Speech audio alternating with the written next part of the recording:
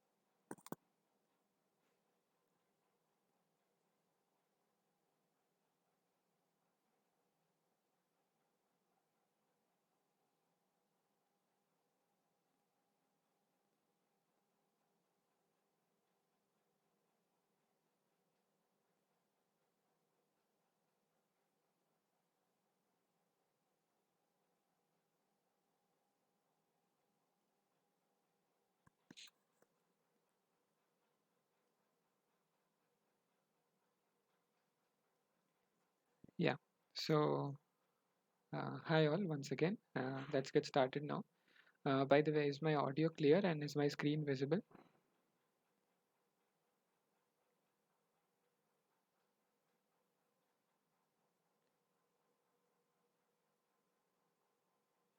Um, okay, thanks for the confirmation, Alpati. So without further ado, let's get started then. So this week we are going to discuss questions based on week nine's content, which basically deals with DL or descriptive logics, right? So yeah, here's the first question in front of you. It's a pretty straightforward one. Uh, yeah, thanks Kumar for the uh, confirmation, and yeah, hi, good evening, Vipul. Okay, so this is the first question, which states that in DL, ALC stands for which of the following? Okay, so it's a straight recall question from the lectures, and I'll just create a quick poll for this. Okay, I guess we don't need a poll. We already have two answers, and both of them are correct. Thanks for the answers, Orkodeep and Naresh. So ALC refers to attributive language with complement, and if it had been just AL, then it would have been just attributive language, right? Okay, so this was pretty easy question. So here's the second question in front of you. In DL, which of the following formulas denote concepts? Okay, so I'll give you a moment to go through the options while I'll create a poll.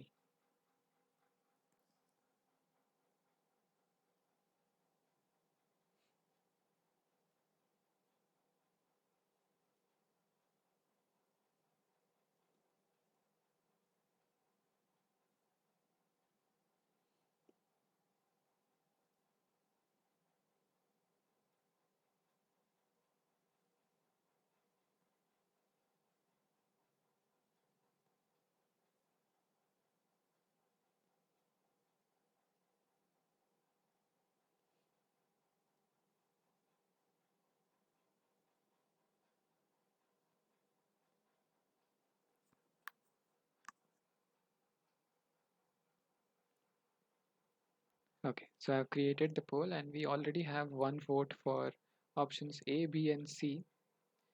So do the others also agree? Are A, B, and C the only ones that only formulas that denote concepts?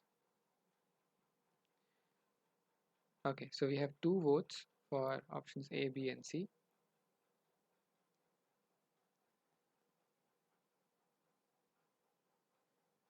which is actually the correct answer, right? Because the last two options, if you look at them, has brother and then dot has friend. This is more like a this is the role, right? This is not the concept. If you remember from the lectures,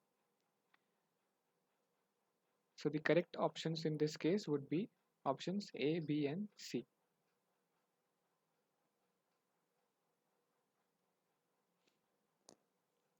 All right. I hope there are no doubts about this question.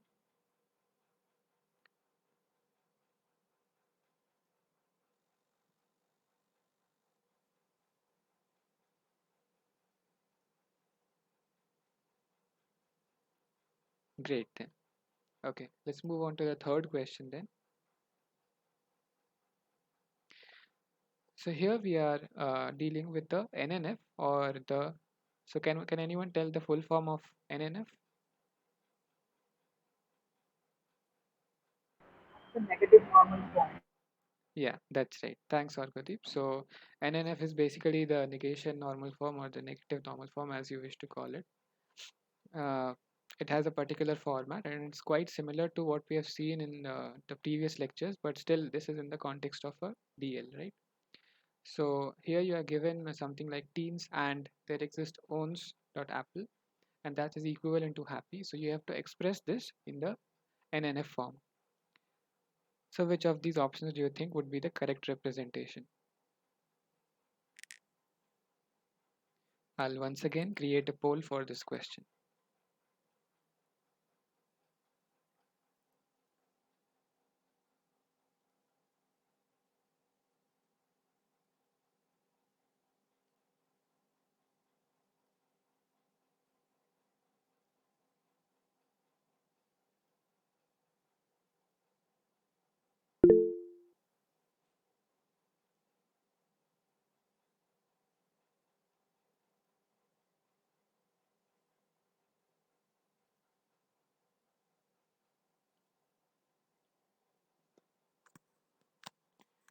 Okay, so we have one vote for option A.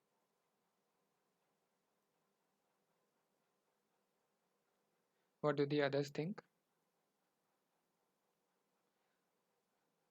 I'll give you a hint. So one of the purposes of reducing it to NNF form is to simplify it to the to some extent that is easier for us to handle, right?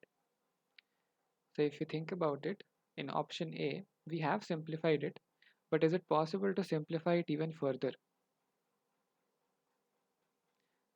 Is it possible to simplify option A even further? What do you think? Will it still remain option A as the correct answer, or will the options change? The correct answer change?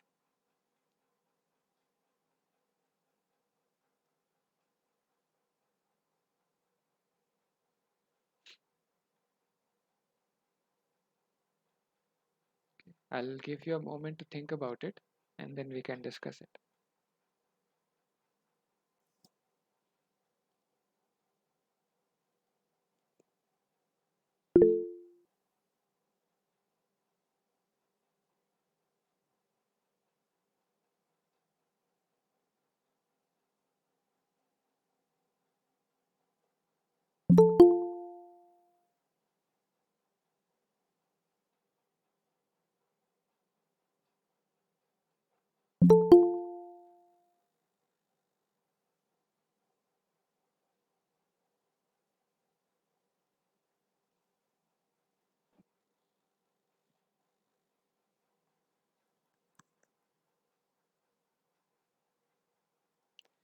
Okay, we have a couple of answers now. So Orgodeep has changed his answer to option D, while I see that there are a few votes for option B also. So what do you think? Option B or option D? The same logic applies to option B. See whether it is possible to simplify it even further.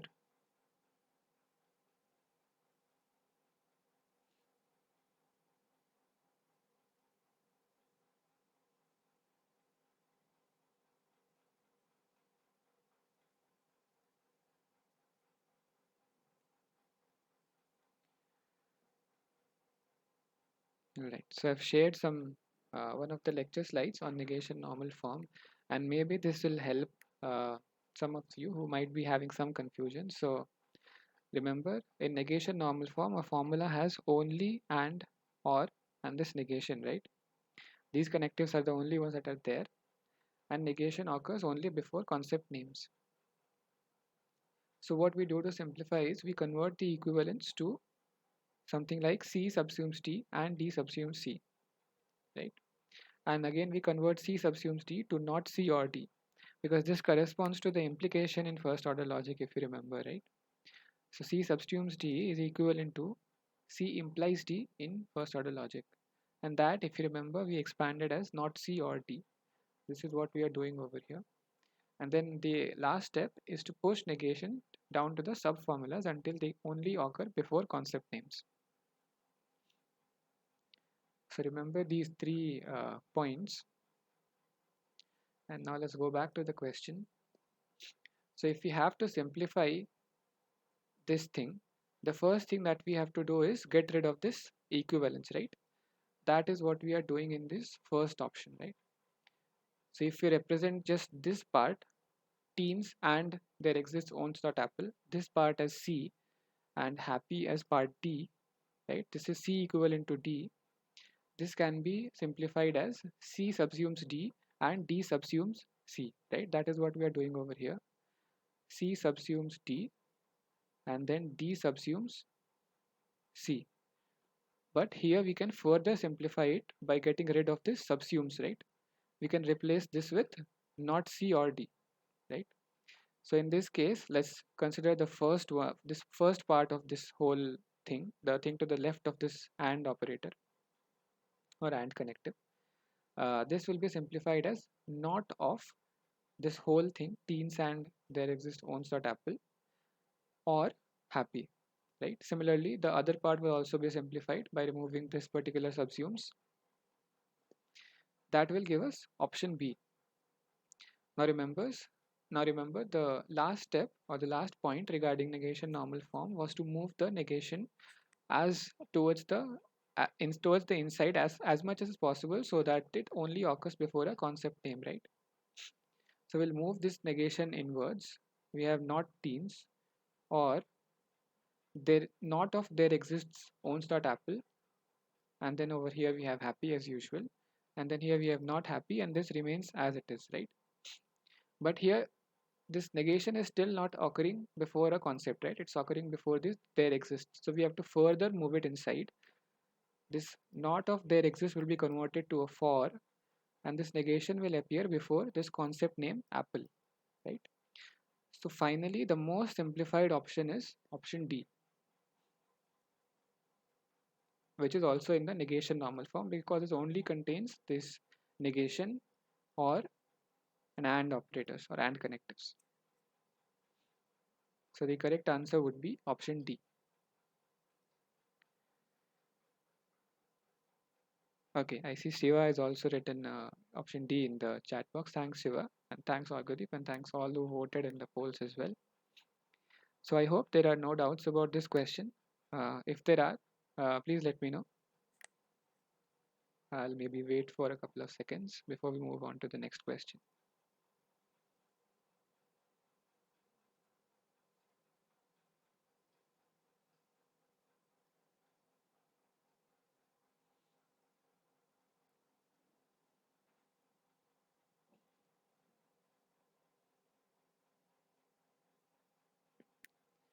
All right. Thanks for the thumbs up, Shiva. Okay, then let's move on to the fourth question if there are no doubts with this one.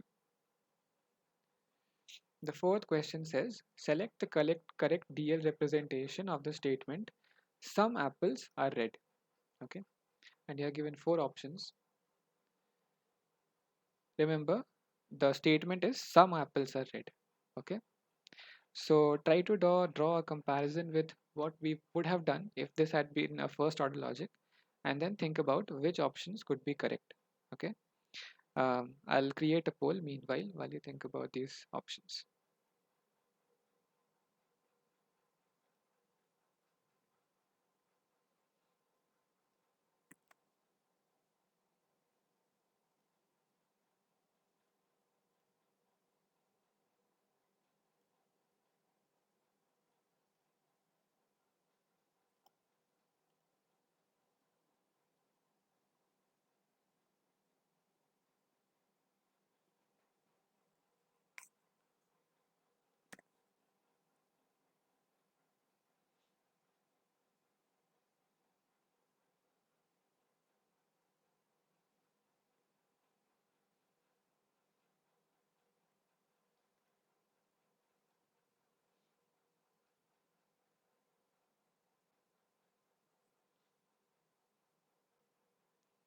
Okay, so we have 2 votes for option B. What do the others think? Do they agree? Why won't it be option C? Can anyone share their thoughts? Those who have voted for option B. Sir, in option C, it's saying that if it's apple, then it have to be red. It implies that if all apples are red, basically. If they're Exactly. apples, then it's red. Yes. Yeah. Thanks, Orkadev. That's perfect. So maybe I'll just shift to the Jamboard for a brief explanation.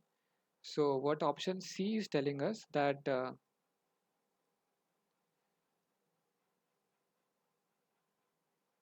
if this is apples and this is red, right? This is some Venn diagram sort of a thing, with this being the universe of discourse. All apples are red is what option C is telling us, right? Because it is telling that apple is subsumed by red.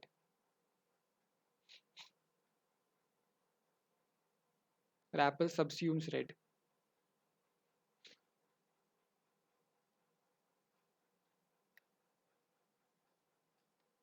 But here we are given that some apples are red, right? Which means that there are some apples which might not be red, which might be green, right?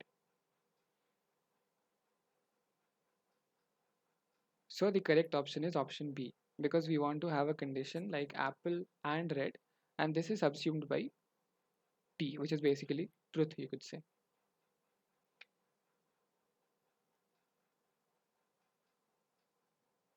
So we have 3 votes for option B, and also in the chat there are votes for option B, which is in fact correct. Any doubts about this question?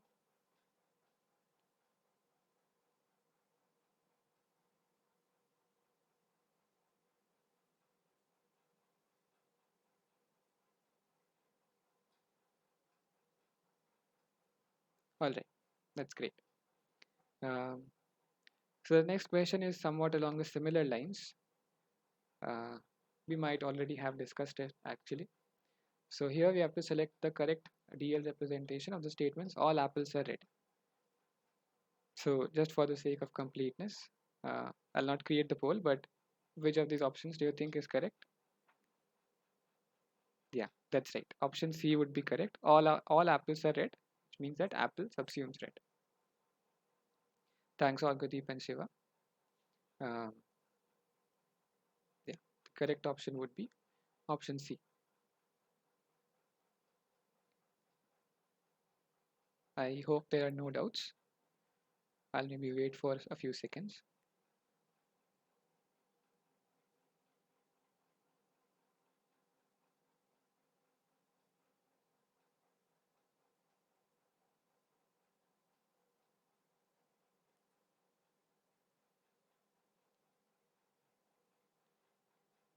All right, that's great. So let's move on to the 6th question now.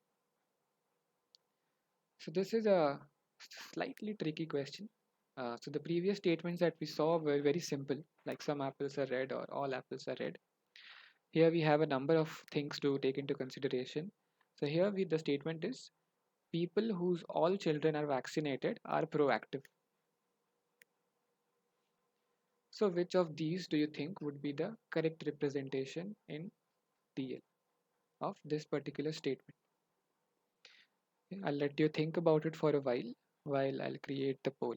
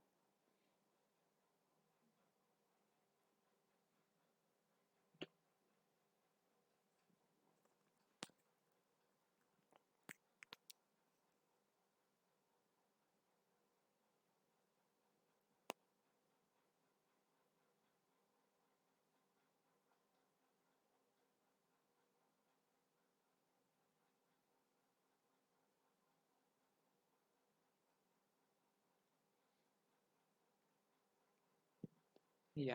So we seem to have a lot of conflicting options choices this time.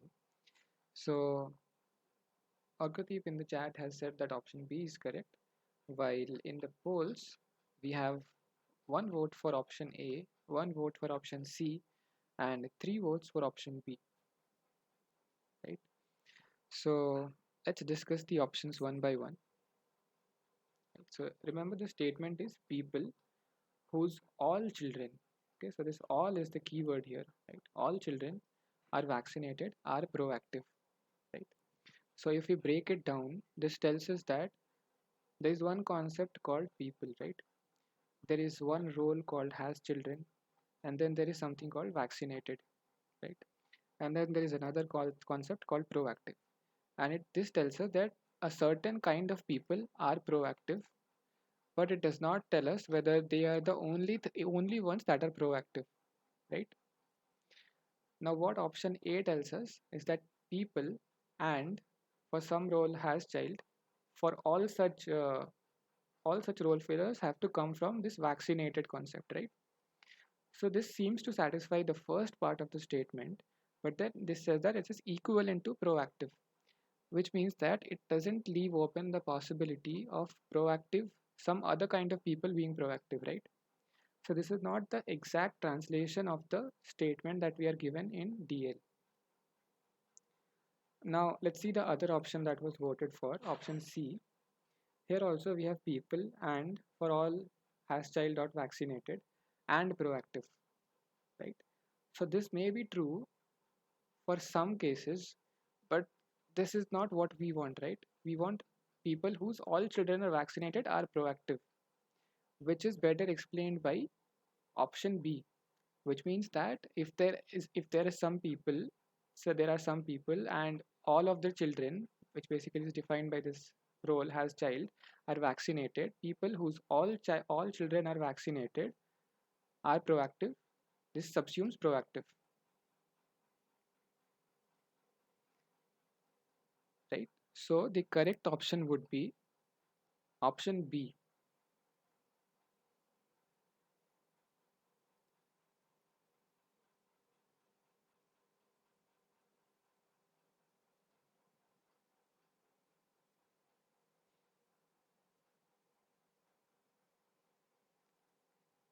I'll let you think about the options for a while before we move on to the next question.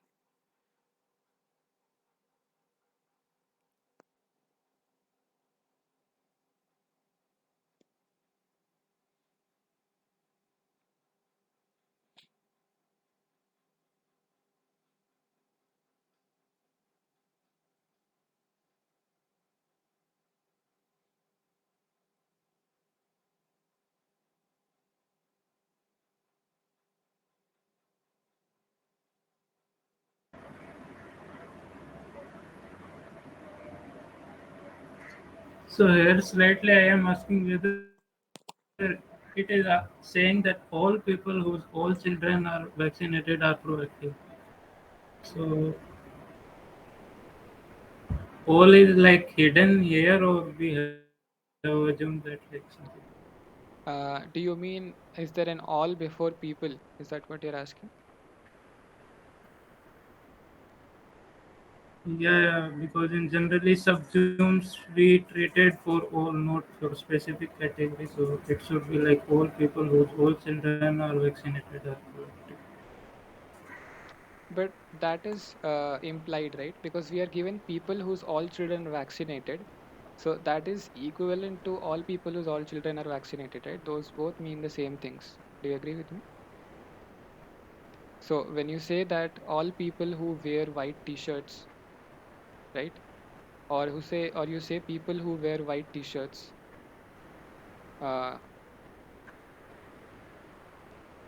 or maybe that is not an exactly correct example. Let's take this example only. People whose all children are vaccinated, and all people whose all children are vaccinated.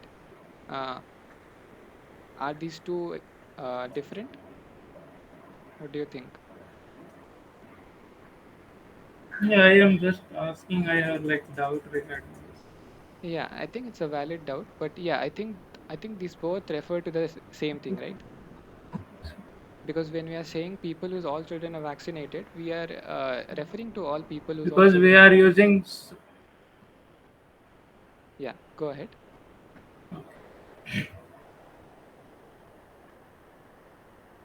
yeah, because subjunction is used, so it should be the for true for all people.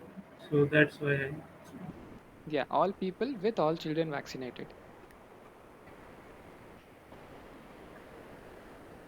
yeah.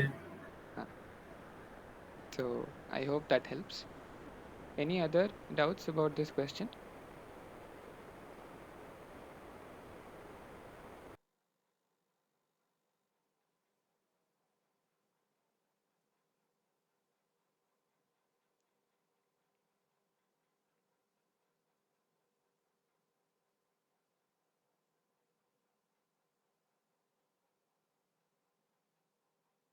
Okay, that's great. If there are any further doubts, we can again come back to this question. Do let me know. In the meanwhile, let's move on to the next question, which is question 7, which tells us, so you are given an ALC knowledge base, right? This KB is this knowledge basis. So you have Dr. Ada, Dr. Bob, Dr. Eva has child Ada, comma Bob, which means that Ada has a child called Bob, has child Ada, comma Eva, and has child Bob, comma Tom.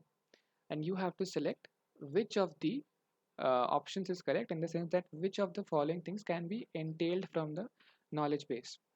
Can we entail that for this role has child, all the role fillers come from the concept doctor, and then and that Ada is an element in that thing, right? Or it has to be there exists. So based on this knowledge base, what do you think?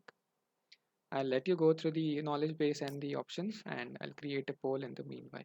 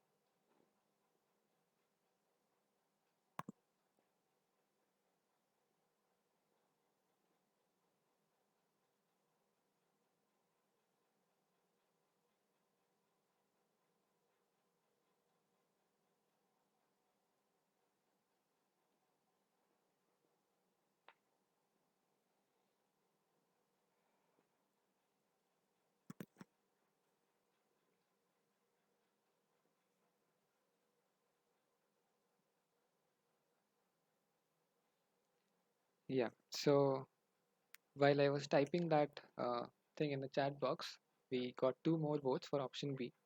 So that's great because option B is actually correct. So if we have a look at the knowledge base, so first of all, let's look at this role has child. Okay. So we are told that from the knowledge base, Ada has a child, Bob, and Bob is a doctor. Ada has a child, Eva, and she is also a doctor. And then Bob has another child, Tom, but we are not told whether Tom is a doctor or not, right? So because of that, we cannot use the for all option over here that is given in option A. This is not true because we are not given whether Tom is a doctor or not. But we can say that there exists some person who is a doctor and is also a child of Ada. So option B would be correct. And by default, option C would be incorrect.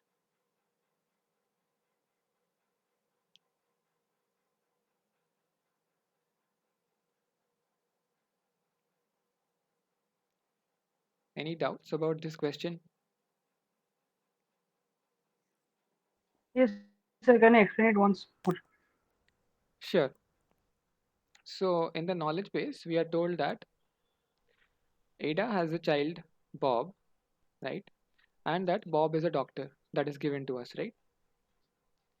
And then Ada has a child, Eva, and Eva is also a doctor, right? And then, uh, oh, sorry about that. Maybe I misread this Bob as Ada. So that's my bad. Um, anyways, so Ada has a child, Bob, and Ada has a child, Eva. Both of them are doctors. Now, Bob has a child, Tom, but we don't know anything about Tom. Okay.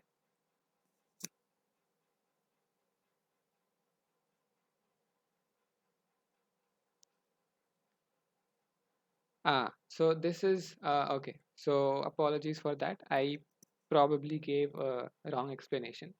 So if you remember from the lectures, Sir discussed a kind of a similar example with Lucy. Yes, about the open world assumption.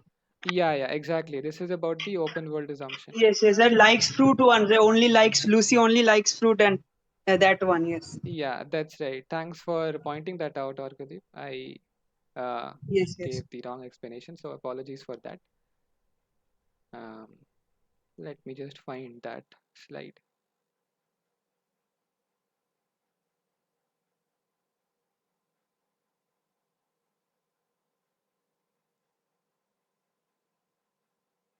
Yeah.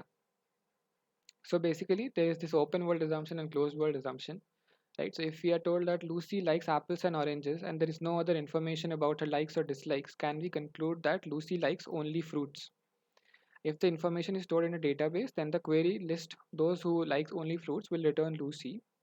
In first order logic and therefore in descriptive or description logic, the statement Lucy likes only fruits will return false, right? So this is analogous to what we are given in this question over here. So the first option is like telling that Lucy likes only fruits. Here we are telling that just because based on Bob and Eva are doctors, all the children of Ada are also doctors.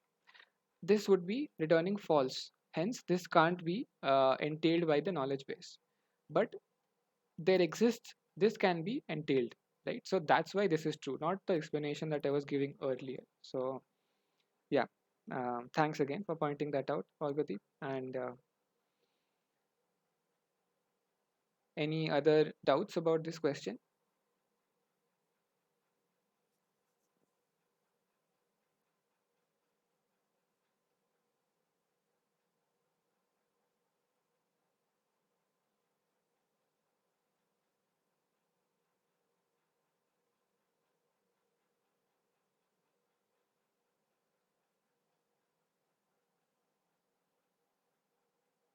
All right, that's great.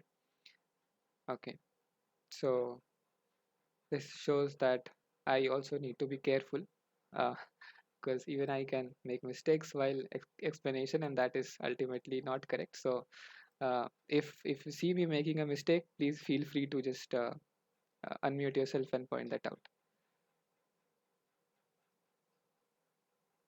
Okay, let's move on to the eighth question. So the eighth question, so this is a diagram given over here, right? A figure about a domain. So the figure shows a domain that has many individuals, uh, but only 6 of them are shown. Okay, so I, J, K, L, M, and O. Okay. Furthermore, the subset relation in the figure holds in all interpretations of the domain. Okay. So this professor and this well-read an author, these are, you could consider these as different sets. Okay, if you have to create some kind of an analogy with the set or Venn diagrams. So based on this figure that is given to you, which of these statements do you think would be true? Okay, so and by the way, this representation and dean author basically means dean and author. Okay, so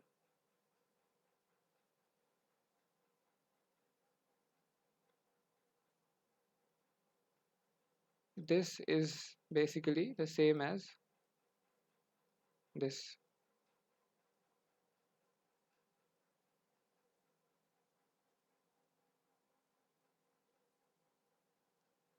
Okay, so which of these options do you think would be correct? Okay, I'll create a poll once more.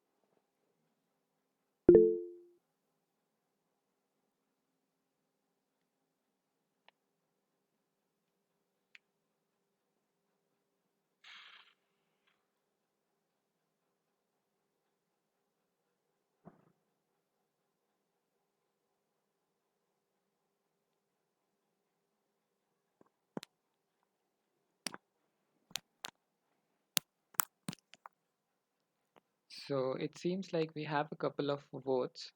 Uh, so Shiva in the chat says that all except A are correct. And then in the poll as well, there are 2 votes for all except A. So we have 3 votes in total for all except A and 2 votes for all except B. Okay, so think a bit more about uh, these options. Treat these rectangles that are shown in the figure as different sets and subsets. And yeah, I'll be back in a while. I'll just drink some water while think you can think a bit more about the options, especially A and B options.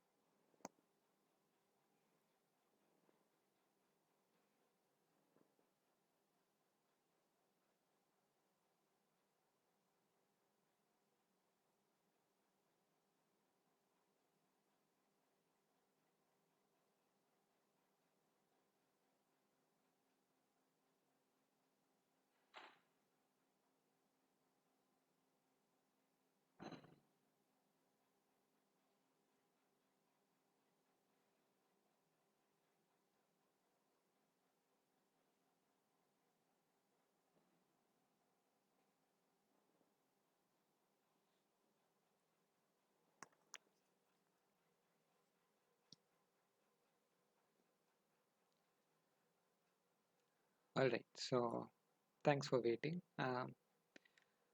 So we have another vote for all, which says that all options are correct. Okay, so now let's go through the options one by one and let's see whether they are correct or incorrect. So the first option says that only professors can be deans. Okay, now professor has this bigger white set. Okay, if you think about it, so this J, M, K, these three are professors. Okay, that's I was trying to show you the boundary of this set professors. Okay, so this J, M, K, all three belong to the set of professors, but dean is a subset within the professors, right? So out of J, M, and K, K is a dean. J and M are professors, but not dean. Okay, so because dean is within professors, only professors can be deans, right? Because if someone is a dean, it is implied that he or she is also a professor, right? Just because K is a dean, it is also implied that K is also a professor. Do you agree with me?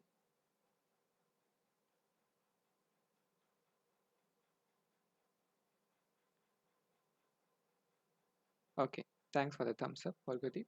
So that means that option A is correct, right? Only professors can be deans. Now let's look at the second option. Authors are bridge players. Okay, so this horizontal set that we have, this gray horizontal set called author over here, of which N, M, and K are parts, right? So N, M, and K are parts of author, right? So N, M, and K are authors, and incidentally, N, M, and K are also bridge players. So bridge player is basically this bluish set at the background, right? The square kind of set at the background, which is bluish in color, that is the set of bridge players, which also includes I in the top left corner over here. But if you notice, this horizontal set of authors that we have has some portion uh, outside of this set of bridge players, right? Towards the very left end and towards the very right end. It is going extending beyond the boundary of the set bridge players, which means that there are some authors or there could be some authors that are not bridge players. Do you agree with me?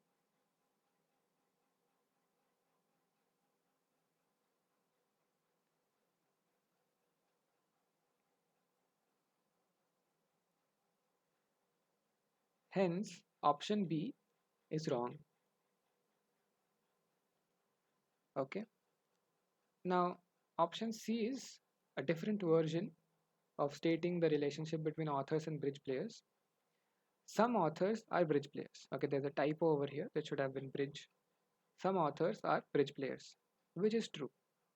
Some of the authors are bridge players. Option C is true.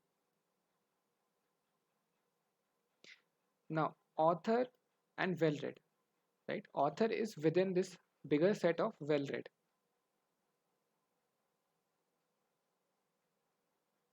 right? So D is also true. Do you agree with me? Okay. Thanks, Vineet, for the thumbs up. And finally, option D, dean and author. Okay, so the intersection of dean and author, which is the smallest square in the middle, which only contains K. That is the intersection of dean and author. That is within this bigger set of bridge players. So option E is also true.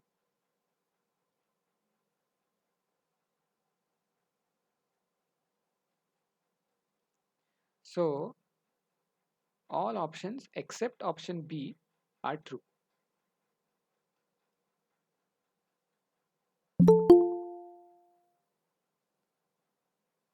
So any doubts about this question?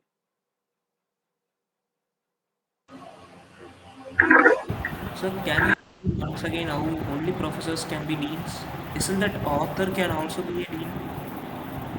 Yeah, but author is also so some authors can also be professors, right? By this subset relation. Uh, okay, let me shift to the Jamboard.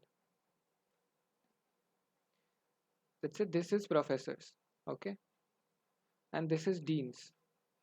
So if we have some dean over here, this person automatically becomes a professor also, right? There might be another set like this, okay, and this person also happens to fall in this set.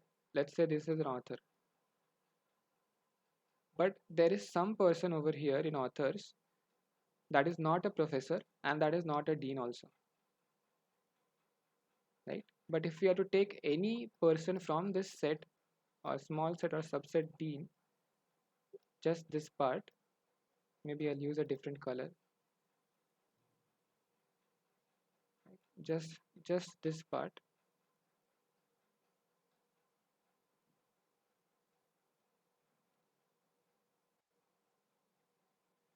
Anytime you pick someone from this set, that person automatically has to be a professor also, right? Because the professor set is this bigger circle. Okay, sir, got it clarified it now. Thank you. Okay. Sir, can you explain the B option again? Why it will not be the answer? Option B. No. Yeah, sure. So option B, okay, let me once again shift to the Jamboard. Okay, so let's say we have one set like this, or maybe let me draw a bit bigger. So your junk code is invisible. Oh, okay, I'll just shift. Thanks for pointing that out, Shiva. Okay, so let's say this is bridge players.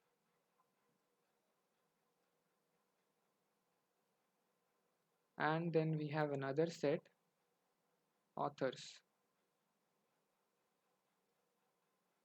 This is authors.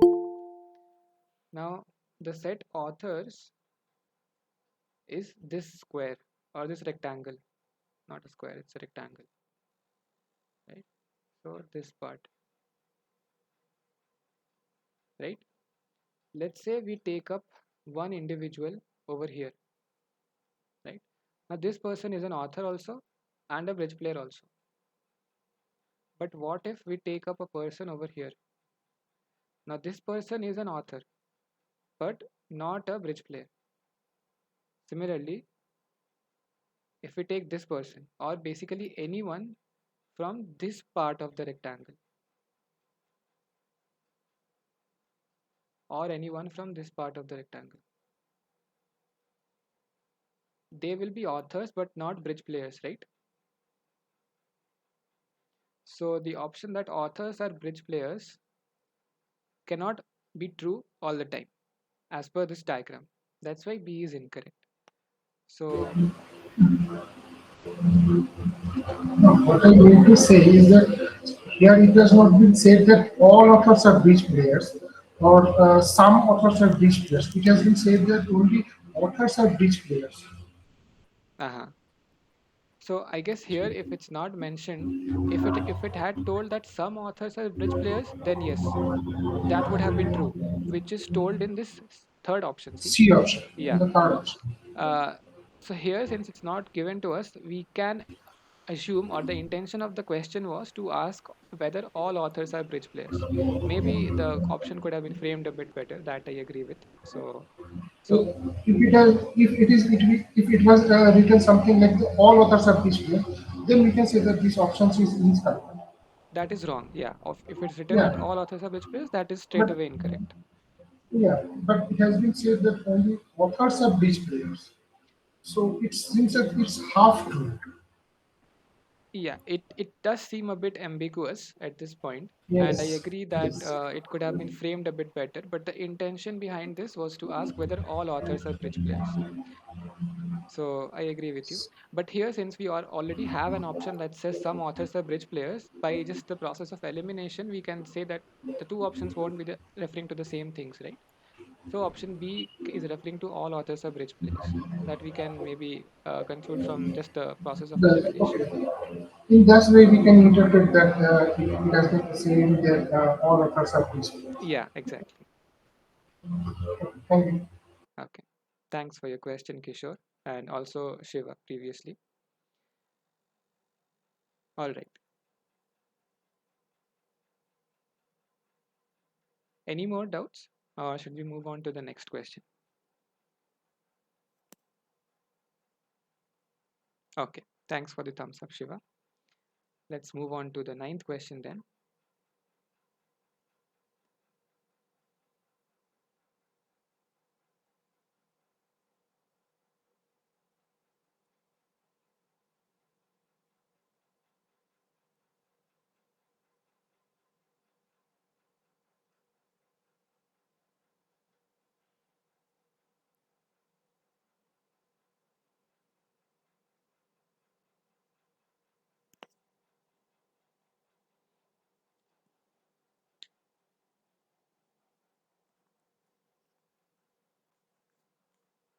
Yeah, it seems like I had gotten disconnected for a while. Am I audible now and is my screen visible? Okay. Thanks. Yes. Yes, sir. Yes, sir. Thanks, Vineet and Shiva. I'm sorry, Mohan, were you saying something? I couldn't get you. For whether we are able to see the screen and your Okay. audio. Yeah, Okay. okay. Okay. Thanks. Okay. So here's the ninth question. So here again, you are given an ALC knowledge base, which is something like this. So parent is equivalent to there exists has child, and that has to be true, which basically means that parent is equivalent to someone having a child, right? ODC here basically means only doctor child. Okay, so a person, if all of the children of that person are doctors, then this ODC will be true. Parent of a doctor child, right? parent and ODC. So if a person is a parent and only has doctor children, and these are two things: has child max AME, so max is a child AME, and ODC max, which means that max has all doctor children. Okay, so these are the facts that are given to you in the knowledge base, and we have to select the correct entailments. So yeah, I'll let you think about the options for a while I'll create a poll.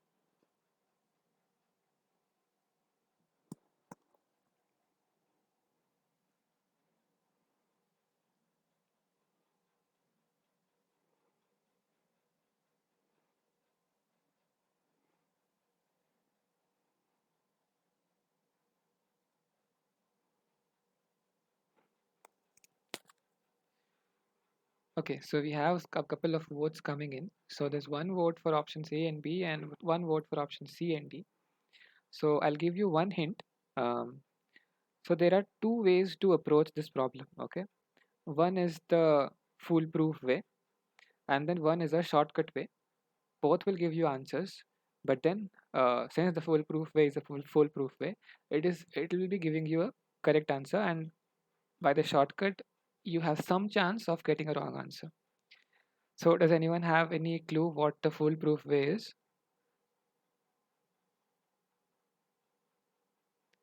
Remember, it's an ALC knowledge base, so you might have learned something about ALC Tableau.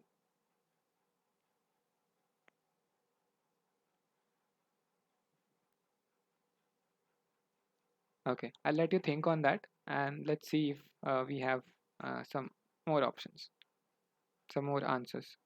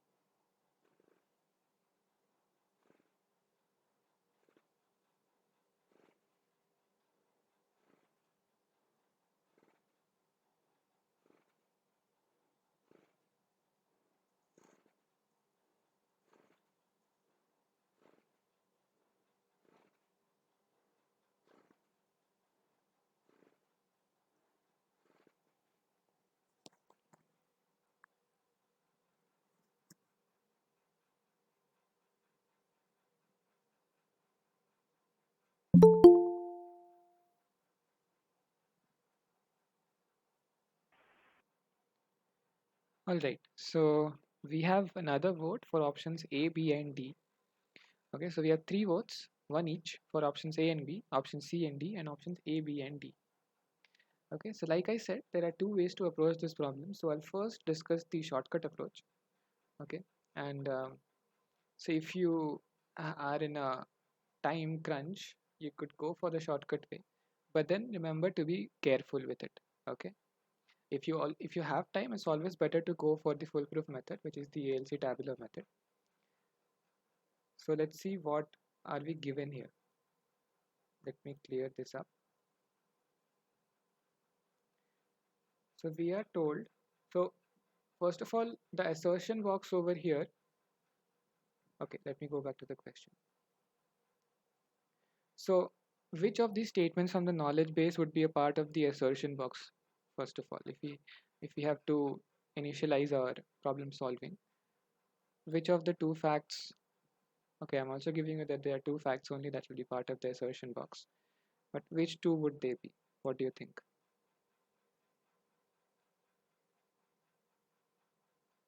The first two Amy is a child. So the last two. Yeah, that's right. So the assertion box and T box, those two are the two parts that we start with problem solving in such cases, right? And so the assertion box would basically consist of these two, the last two things, because these are concerning the elements Max and Amy, and the top three facts would go into the T box. Okay, so with that out of the window, let's just write down the two facts in the assertion box. Okay, so first is has child.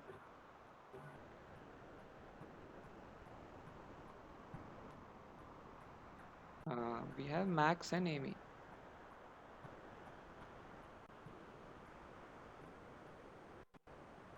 And then the second is ODC Max. Right, so let's say that this is the two things that we have at hand. Now just try to figure out, based on this and the knowledge base that is given to you, including the T box and the A box, what are the things that you can deduce from here, right? The first thing you can deduce is that Max has a child named Amy, right? So if I have to do something like this, Max has a child named Amy. And then the second thing that is told us is that Max is someone who only has doctor children. And the only child that we are told Max has, as per this knowledge base, is Amy. So we can conclude that Amy is a doctor. Okay. So this may not be the exact way of writing these things, but I'm just showing it to you because this is a shortcut way. Right? Okay. So these two are the things that we deduced. Now let's look at the options that are given to us. Is Max a parent? Okay, so let's look at the definition of a parent. A parent is said to be equivalent to someone who has at least one child, right? There exists has child dot t. And here we know that Max has one child, Amy. So we know that Max is a parent, right? So that we can deduce. So A can be entailed. Now let's look at option B. This says that PODC Max can be entailed. Now what is PODC? A person who is a parent and only has doctor children, right? Now we already deduced that Max is a parent, right? So let's add that to our information that we have.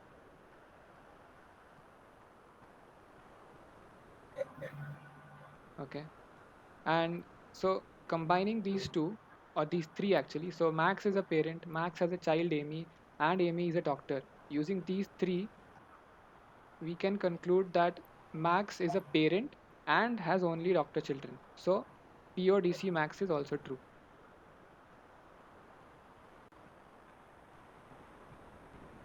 Oh, sorry, I had not shared my Jamboard.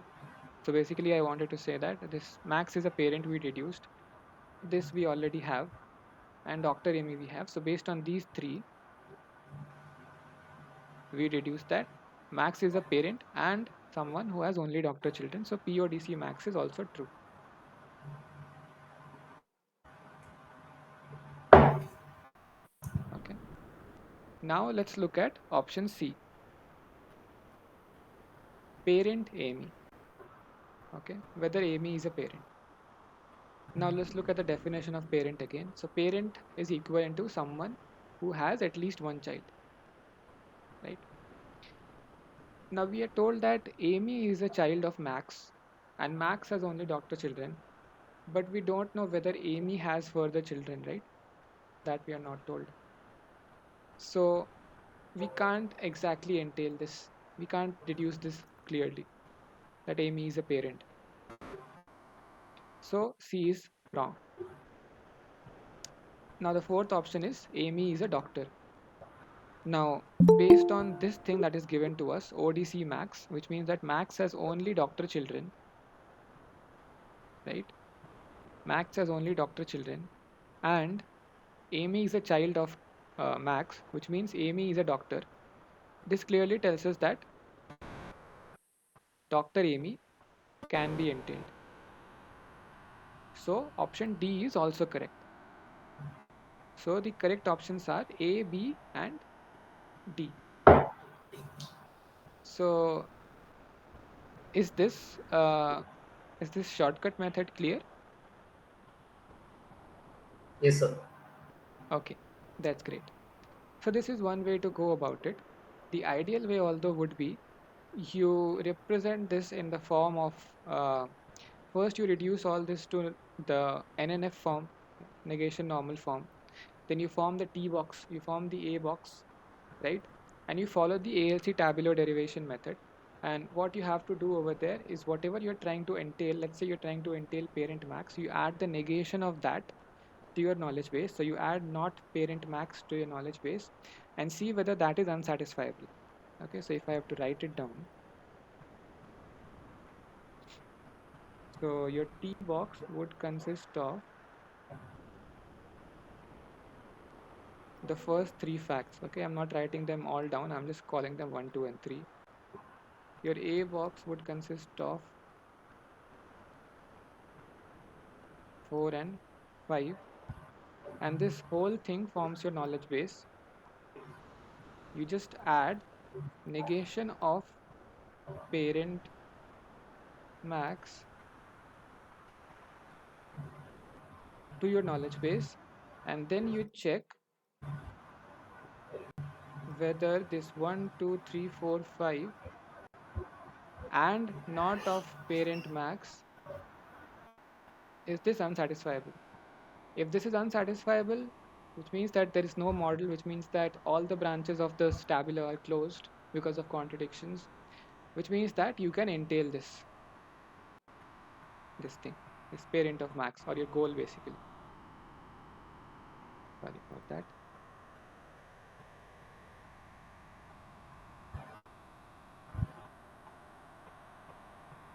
Okay, that was also discussed in the lecture slides. I'll just maybe point out where exactly it was.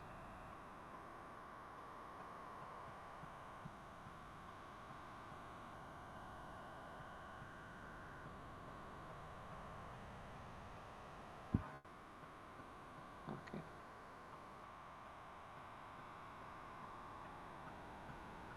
Here it is. So you have knowledge base made up of T box and A box and consists of a number of sentences S1, S2 up to Sn. Given a T box and an A box, there may be several infinitely many models.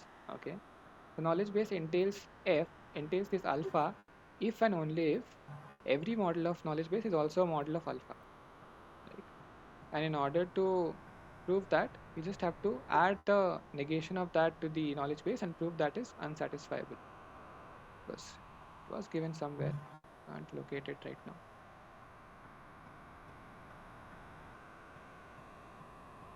Anyways,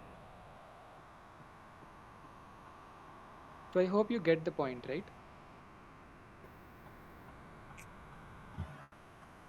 So I'm Yes, not sir. going through the yeah, thanks Mohan. I'm not going through the all steps of the full derivation of the ALC tabular method. You can work it out. But are the options or the answers clear for this question? Yes, sir. Okay. Thanks, Vineet. Um, all right. So that actually brings us to an end of the questions from week 9 for today. There were quite a few questions because unfortunately there were some repeats with the repeat of questions from the previous year that you have in the current assignment, so I couldn't discuss them. Um, but yeah, we discussed 9 questions, and okay. So is there anything else that you want me to discuss? So we have some 45 more minutes to go around.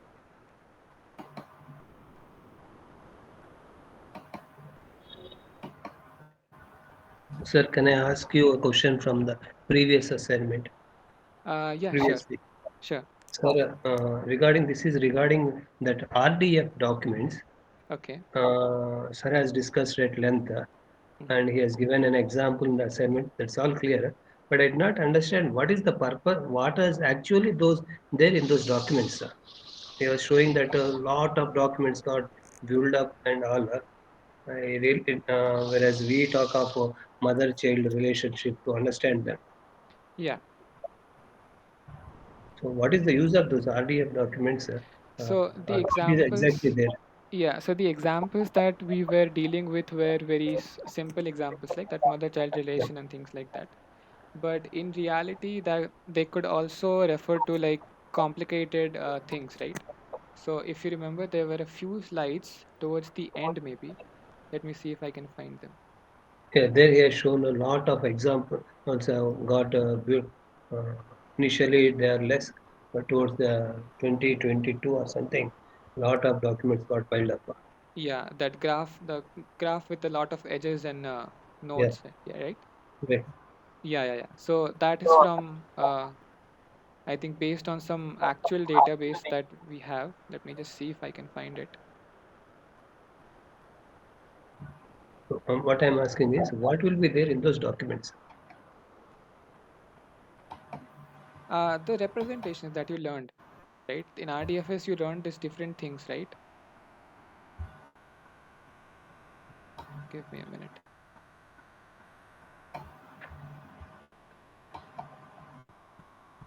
Is it like who is having uh, some blood group, or who is working where? Uh, It could be anything, okay. whatever your document is related to, right? Let's say we have something in the turtle format. Let me just find that something that is in a turtle format. Okay, So it is something, towards the end of the doc. yeah, something like this, let's say. So here you had something very simple, right? That there is genre, right, with type property for which has a domain song and a range of genre, right? Then poet is a property with domain song and range poet, and singer is a property with domain event and range singer. So there could be such complicated things about, let's say, the whole internet itself, right? Which is Mm. basically just different documents pointing to each other. Okay, I may not be entirely familiar of how that works. I know that they employ Google at least employs some page rank algorithm, but you could imagine a number of documents containing the things, this information in this turtle format that are just interlinked with each other. Okay. Yeah, it was this one, I It could think. be some paper publications, each referring Yeah, to each other, or it some could be course that. materials. Okay. Okay, so here you have different kinds of things. Like DBLP is a famous database of publications, right? If some of you might be familiar with it. So if you go to DBLP, it's a website. It's actually a database of different publications from different authors across thousands Okay. of different domains. Okay, so this is Okay. basically this big node represents a collection of different documents. Similarly, these might refer to different things. I'm not exactly sure what they are, Okay. but this has even more number of nodes. Okay, Okay. so some of these that I am familiar with are this. PubMed. Okay, so PubMed is again a collection of different research documents or research publications specific to medicine or biology or things like that. Then you have um, gene ID, which is basically a collection of the, so each gene in humans, right? Or in also in other species, it's given an ID, right? And since, so we humans have some around 20,000 genes, right? More than that actually. And different species have different kinds of different number of genes, and each of them would have different IDs. So we would have that information in this gene ID. Then let's say something like UniProt, which is once again some information about proteins. So the reason I'm picking up all these bio-related databases is because my research is related to these things, so I can easily identify them. But different things might refer to different things, right? Different the kind of documents or different kinds of information. This is, for example, referring to BBC programs. IEEE is another publication, collection of publications that also a publishing house. Um, IBM is is a famous company. You might be familiar with it. So different things. And here we have even more number of nodes. So does that sort of answer your question, Mr. Yes, sir. Kamlakar? Yes, sir. I missed this. Okay, Okay, sure. If others do not have any other question, I will ask one more question. I'll wait for a few seconds. sure, sure. Thanks for that. Hello, sir. Yeah, Orkati. Yeah, yes, sir. Can you open the week 8 assignments? I have a question from there. Week 8 assignment. Okay, just give me a minute. Yeah, Sir, in the number 4 and the number 6 question, the correct in both the questions, the correct option is C. And what is the difference between the option C and option A in both the questions? In number 4 as well as it's quite similar. Number 4 and number 6, I couldn't really make a main difference between these two and in the literal meaning of it actually. That number A and number C. What is the difference between the meaning of these two sentences? this one and this one. Yes, sir. And also in number 6, the first one and the third one. Oh, this was number 4 I was referring to. You meant 4 or 5? 4 and 6, sir. It's Okay, okay. quite similar. Okay, let's look at 4 first. So Okay, sir. option A is there exists X for all Y, student X and course Y implies enrolls X comma Y. Okay, and what is asked? Select the correct FOL representation of the statement from the university domain. Okay, and then C is there exists X such that student X and for all Y, course Y implies enrolls X comma Y. So this is said to be the correct one. So does this have to do something with the exact way of FOL representation? So let us check the slides then. Just give me a minute.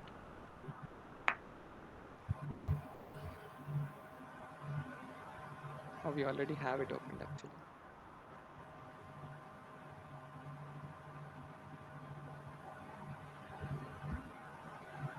Okay.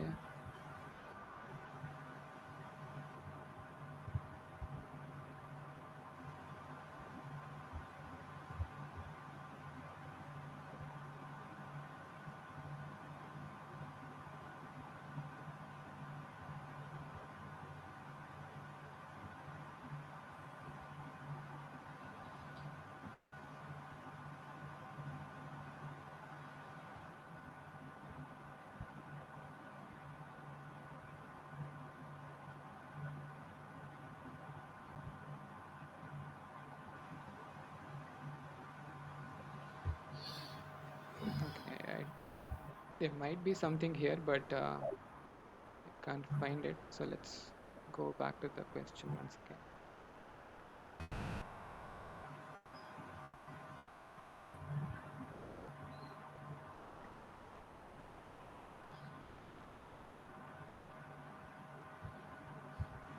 Some students enroll for all courses. Okay.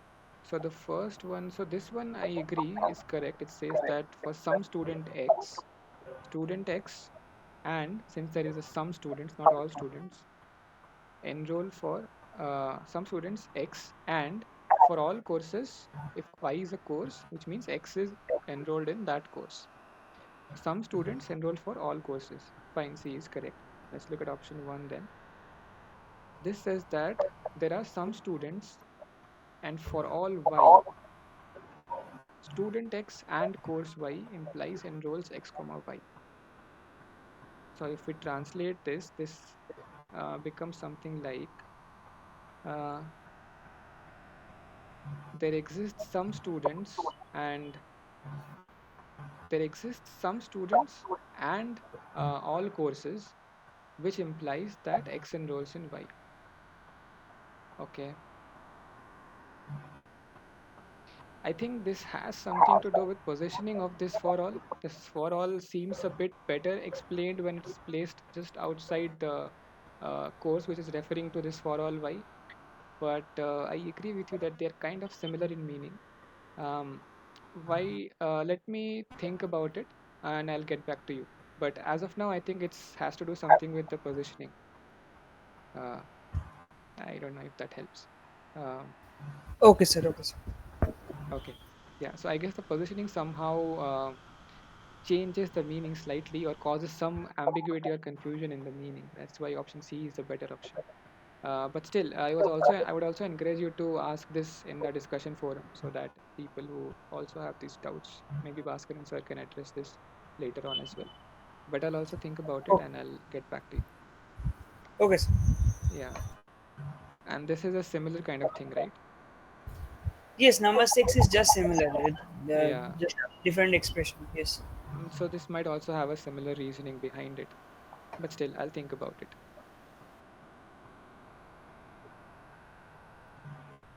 Okay. Um, any other questions?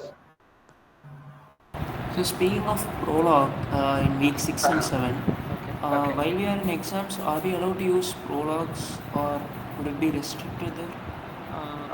I'm not sure. It's a valid point. I guess it's better if you post it in the discussion forum, then someone from maybe the NPTEL team can answer it. But as of now, I don't think you will be given prologue over there.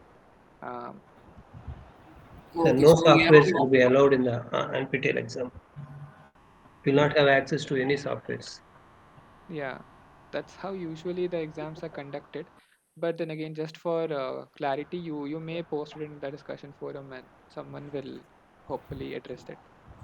okay, sir. Thank you. Okay. Also, I think if that is the case that you're not allowed prologue, then mostly I hope you'll be asked questions that don't require you to go into in-depth traces of things, some things that you can answer just manually based on the prologue program that you see, right? So hopefully they'll be designed that way. But still, yeah, it's better to confirm with the actual people who are aware of the logistics. Okay, sir. Thank you, sir. Okay.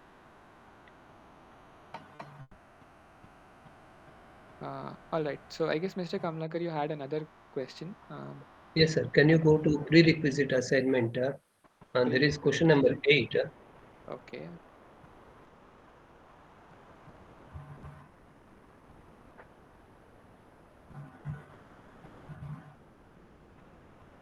Yeah.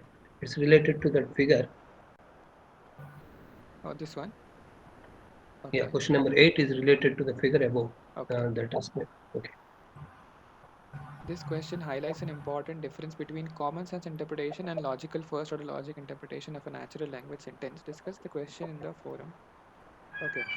Some yellow objects are polygons. Okay, I didn't intend to click this, but it has. So let's just keep it that way. Some yellow objects are polygons. All yellow objects are polygons. Okay. We don't have any yellow objects over here, right? None of Yeah. the above. Hmm. So did you discuss this in the forum? I just posted it today. Okay. Uh, it was giving, I think, all yellow. All yellow objects are polygons. Let's Yeah. check it, which is true. Maybe some negation or by refutation method. I'm not sure how it is getting there. Um, Okay, so since there is no information given about yellow objects here, um,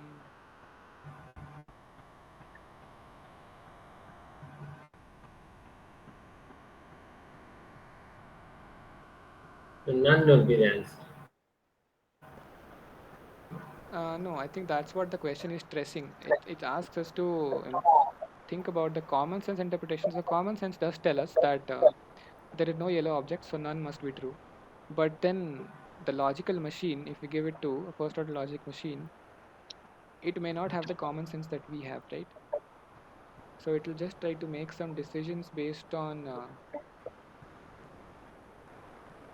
uh, what it can infer based on what it has, the information that it has.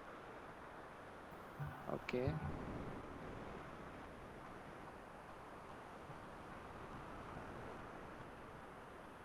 So we have some blue objects that are polygons, some green objects that are polygons, and no red objects that are polygons, or they're all circles or spheres or whatever. Uh, Even question number 5. Hmm. Oh, no, it's clear. Sorry. Okay, in question number 5, how can we pick both options C and D? That was not clear. Some objects are not yellow and all objects are not yellow. Yeah, I think that's what I was also thinking, that since we don't have any information about the yellow objects, we can assume both to be true. Let's check whether these are true. Yeah, this is true. Some objects are not yellow and all objects are not yellow. Ah, this might have to do something with telling whether objects are not yellow. And here we are telling objects are something. Okay. So some objects are not yellow. This is true because we have some objects that are colors other than yellow, right? So if we consider just this green triangle, right? This is some Okay. object that is not yellow, right? So C is true, right? And then all objects that are given to you, they are not yellow. So D is also true. Uh, so 5 is clear, I hope, right? But 8, some yellow objects are polygons, all yellow objects are polygons. Um, okay. I think it has something to do with making an assumption about yellow objects because we don't have anything, but I think there has to be some specific formulation in FOL that gives way to this answer. I'll Okay. once again think a bit more about it and get back to you. Okay. Okay.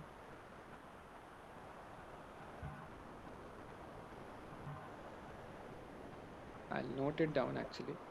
So we have one thing from the prerequisite assignments and then another thing from Orkadeep asked from assignment 8, I think, right? Right. Okay.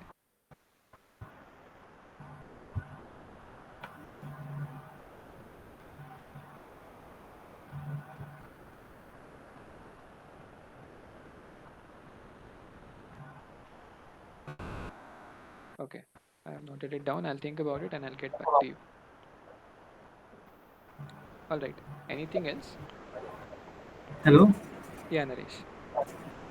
Yeah, yeah, I have something like all yellow objects are polygons. So can we like prove this using implication like yellow objects, and then we can like draw the inside we can draw the polygon and outside yellow. Hmm. Then like false implies something will always be true in the logical implications. So that will work, I think.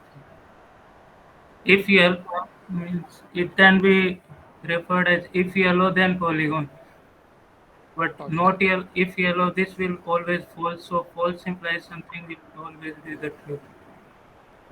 Uh-huh. Ah, that's an interesting way to look at it. Yeah, thanks, Like Naresh. false implies false and false. False implies true. False implies false and false implies true. This implication always hold true for implication. Yeah. So thanks for pointing that out, Naren. That's a good point. I'll just write it down what I understood about what you were saying, and then maybe you can correct me if I'm wrong about understanding what you were trying to say. So now this was um, all yellow objects are polygons. Okay. So all yellow objects are polygons. Since we have an all here, we could say something like this. Yellow implies polygons, but this since yellow objects turn out to be false, Yeah, yellow object implies false. and if we expand this, this will be, False implies something will always. yeah, this will turn out to be true or polygons, and this will always be true. Ah, this could be a valid way of reasoning. Yeah, thanks for pointing that out, Naresh. So that addresses your query, I think, Mr. Kamlakar. Okay, sir. I look into it. Yeah.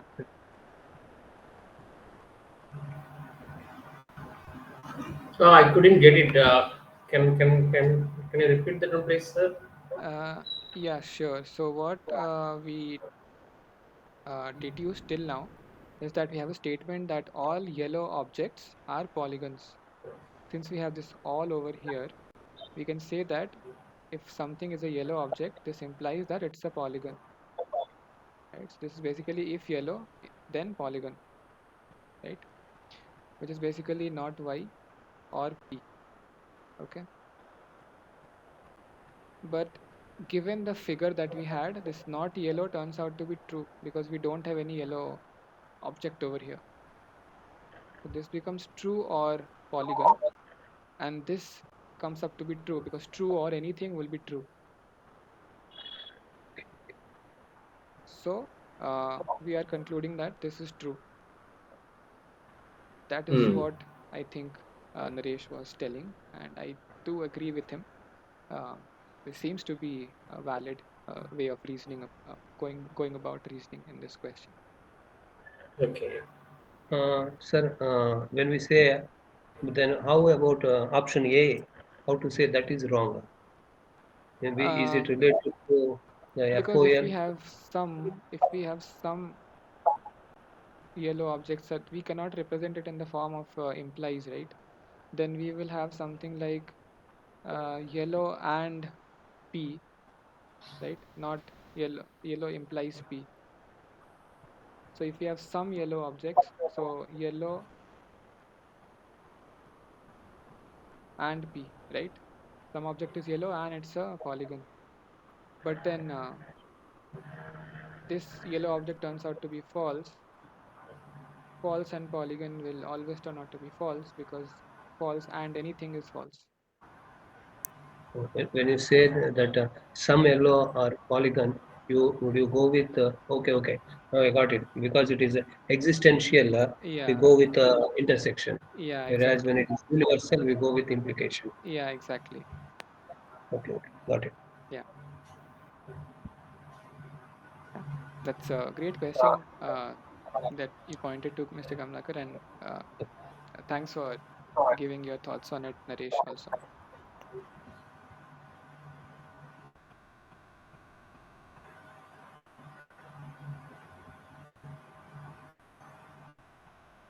All right. Anything else?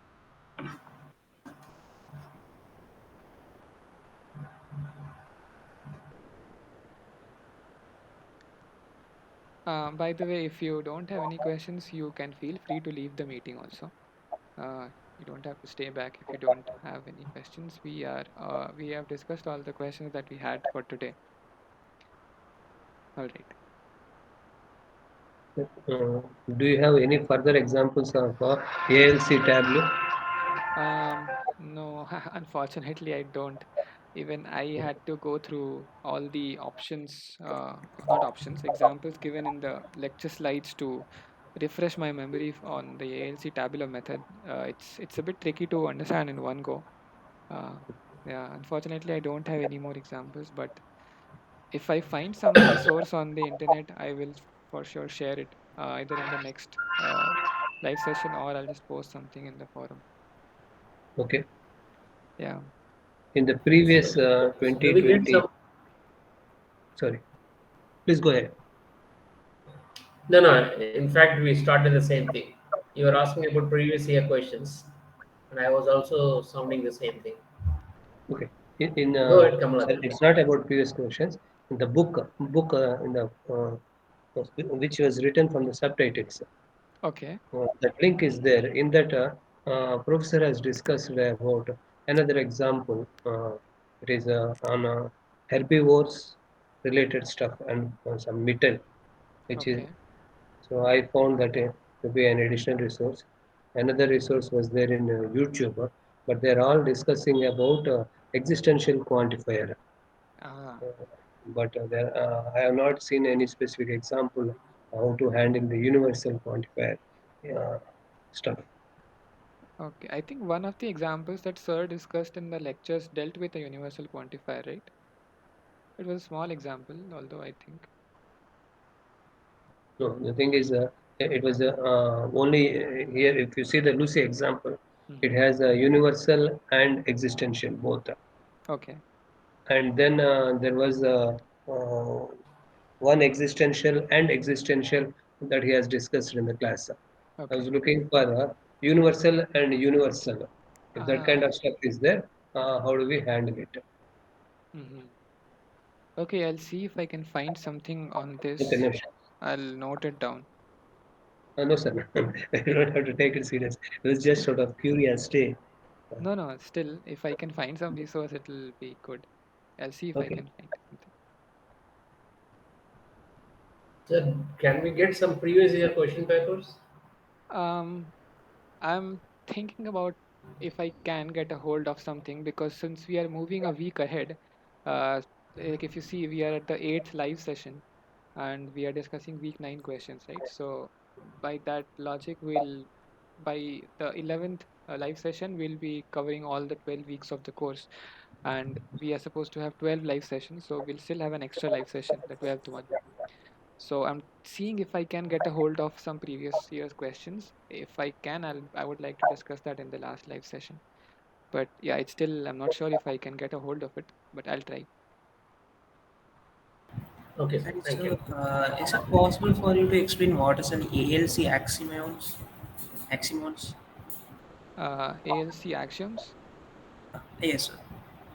Okay, let's go back to the lecture slides.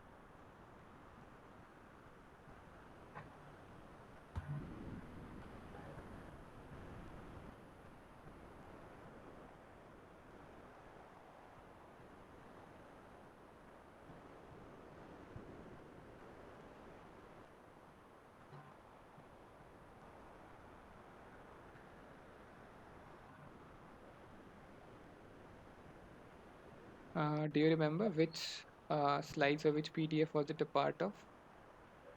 Was it this one? It's in the second one, I guess. Okay. Yeah, it's about ALC.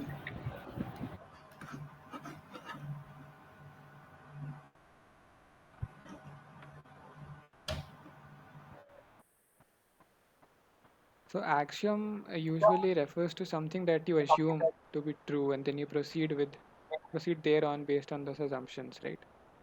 Let me just verify where that came up.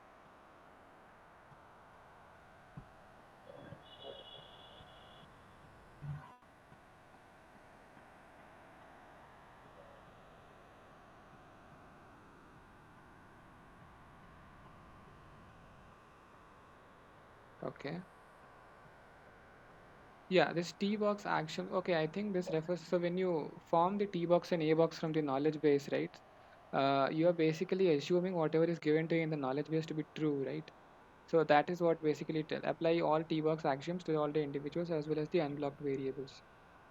So axiom is something that you assume to be true basically, and then you base your further deductions or proofs based on that.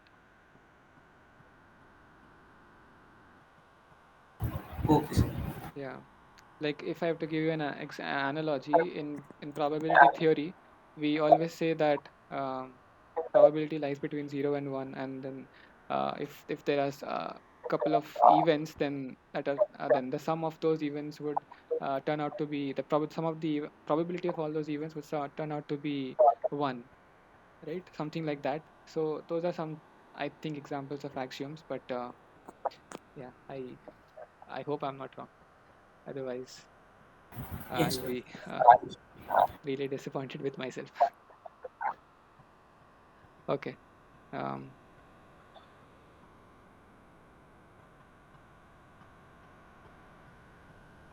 Anything else?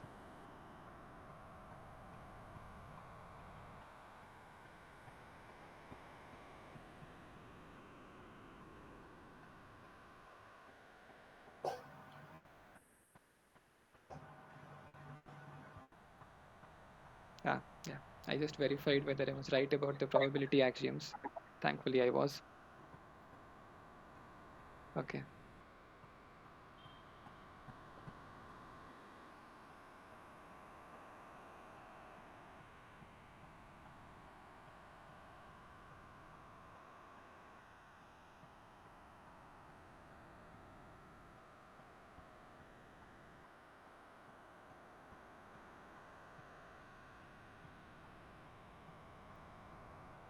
Thank you, sir. Thank you very much.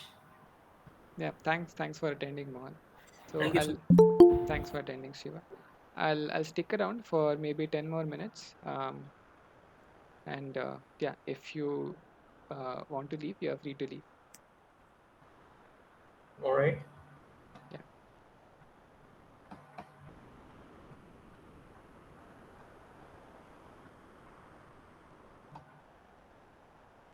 Hi, Shubham. I guess you joined just now. We have discussed the questions from this week. Did you have anything specific that you want to discuss?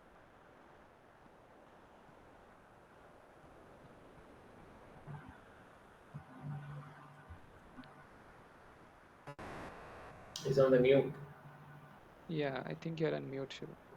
Okay. Okay, it's fine. You can go through the questions and the recording later on. All right, I'll stick around for maybe 10 more minutes and then we'll close the meet. Thanks all for attending and giving time to this live session. Thank you, sir.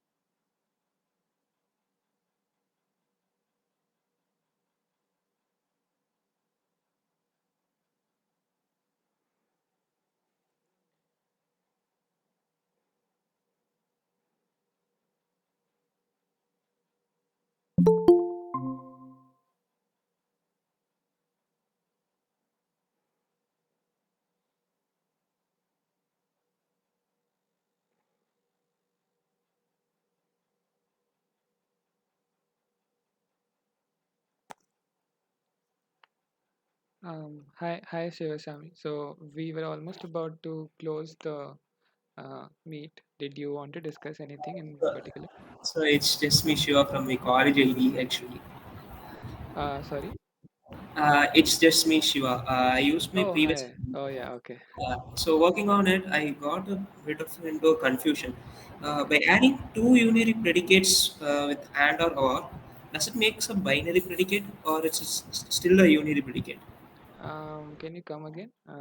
So let's consider we have two unary predicates like apple and Okay. orange. So if you are adding both like apple and orange, Adding as in, what do you mean? like Unary. apple and orange, Okay. Apple and orange. Okay. yeah, or apple or orange. So Okay. using these functions and adding two unary predicates, does it become a binary predicate? No, so binary predicate would take in two arguments, right? Okay, so in this case, it's still a unary predicate. Am I right? Each of them are unary predicates. Oh, If you talk about apple and orange, that's a conjunction of two two unary unary predicates. predicates. Yeah. Okay, so I was just working on them, and right off that I got the doubt. So okay, Okay. thank you, sir. Yeah, sure, sure. Thanks for attending and thanks for asking the doubt. Sure, sir. Thank you.